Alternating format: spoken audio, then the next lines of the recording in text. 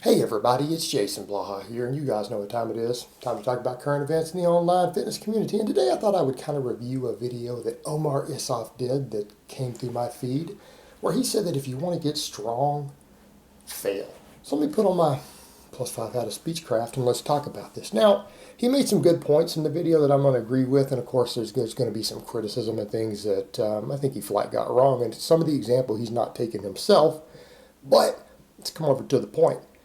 He said that failure can help you refine what you're doing.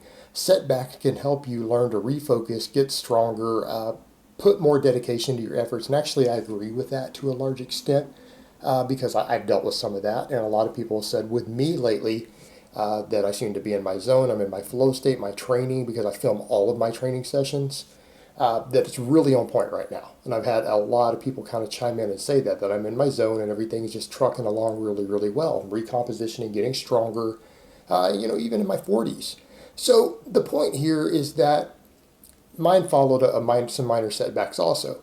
But what he kind of pointed out, he went in that direction, but he got totally sidetracked talking about Ray Williams as if that was any relevance. He just threw Ray Williams in there, who just got sick and bombed out of IPF Worlds.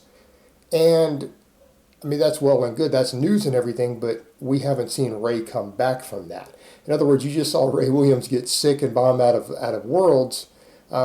Before you discuss that as a comeback, you need to actually have the comeback happen. For all we know, that might be the end of it. Like Ray Williams got really sick. Ray Williams is insanely, morbidly, revoltingly obese, and again, we talk about that as not being real athletes. It's one of the problems with super heavyweight powerlifting. I'm critical of it, just like bodybuilding.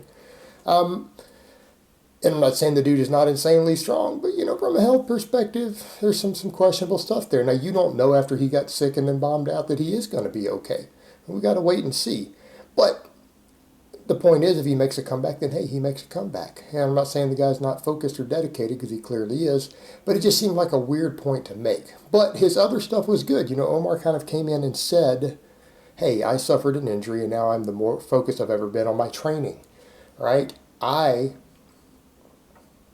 dealing with Alexander Leonidas the other day, which I thought was hilarious. That's kind of a comment I made of how ridiculous, and it shows how little Alex understands training, that he made such a big deal about the fact that Omar used 310 on the bar because that's what his percentages called for, instead of just bumping it to 315. And Omar kind of chimed in and said, yeah, the old Omar. And it's like, Omar, you've been training long enough to know that you do your percentages what they're called for, right? I mean, it's like, come on, brother. I mean, I get it. You're in a reformation now and you're moving forward, but it shouldn't have taken you that many years to figure that kind of stuff out. That's kind of stuff that you get out of your system in the first 4 or 5 years of training, that then you realize that, hey, man, here's my percentages. I'm supposed to lift 70%. Well, I need to use microplates to hit 70% of my max, right? I mean, that's what I do. That's what I've been doing lately. I use microplates to hit my percentages. I don't just use 2.5s. I use a little 1 1/4s. Hit my percentages, right? That's normal. It's a normal part of training. We hit our numbers and we progress with microplates as necessary. That's just mature training, understanding your programming and sticking to your plan instead of letting your ego get to you, which again is fine on max effort work. It's a totally different animal, isn't there? Times when you are hitting maxes, but that's different from your percentage training. So he made that point that he is more focused, and I actually can relate to that. He's went through something and now he's back, he's dedicated, he's following his plan 100%. I've gone through that myself. I had some major setbacks last year. I went through, obviously, some stuff in my personal life that kind of went all over the internet, which is one of the reasons that my entire personal life stays off the internet, right? Literally, you guys know nothing about me other than my training. Right? My training and my YouTube channel. Like literally no aspect of my life outside of that goes on the internet.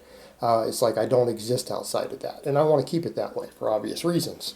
But I went through some setbacks and stuff last year. Then earlier, right at the start of this year, I stepped on something sharp, got a minor infection in my foot, and I kept trying to train with a foot that had to be lanced, and I had to have an abscess drained out of the bottom of my foot, like up, near my pinky toe. And what ended up happening? While doing light pause squats, I'm talking like over 100 pounds less than my max, right? Light pause squats, I pulled an erector.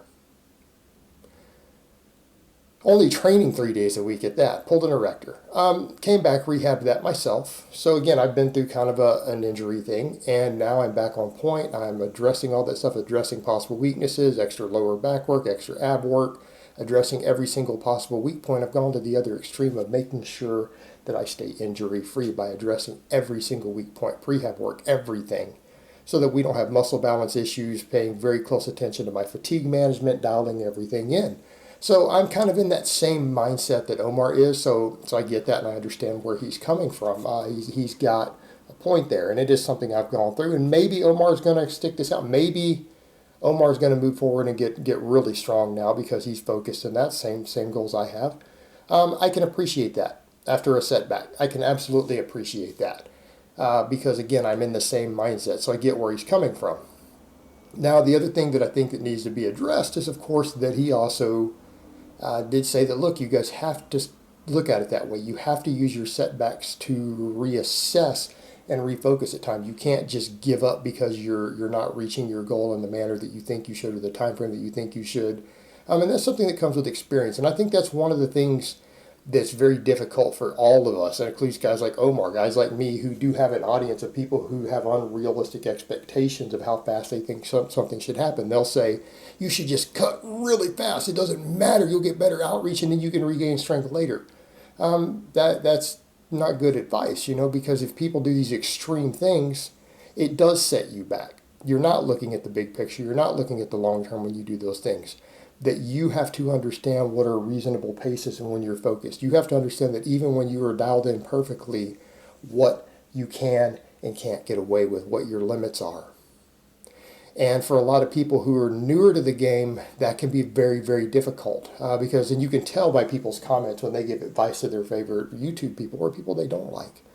They don't always understand. You could tell these are oftentimes people who don't have a lot of real training experience under their belt.